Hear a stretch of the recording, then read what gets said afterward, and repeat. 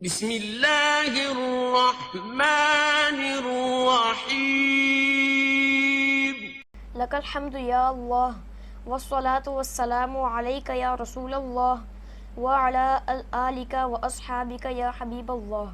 السلام علیکم ناظرین، فہم دین کی 37ویں قسط کے ساتھ آپ کا میزبان محمد علی رضوی حاضر ہے۔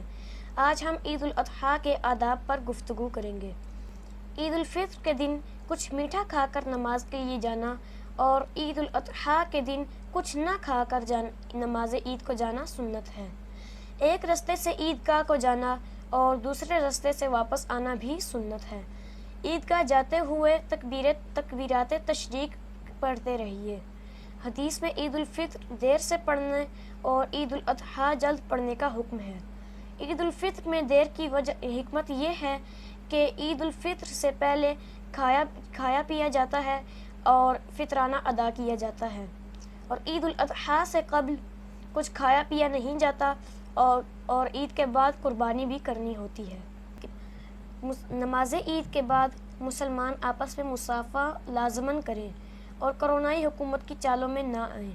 ابو داؤد شریف میں رسول اکرم صلی اللہ علیہ وآلہ وسلم کا ارشاد ہے، جو دو مسلمان باہم ملاقات کریں اور مصافحہ کریں تو قبل اس کے کہ وہ جدا ہوں ان کو بخش دیا جاتا ہے۔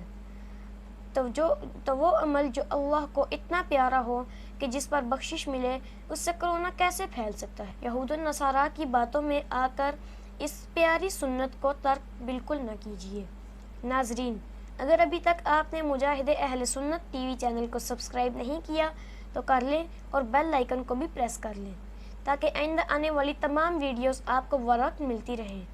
اگلی قسط تک اپنے میزبان محمد علی رضوی کو دیجیے اجازت۔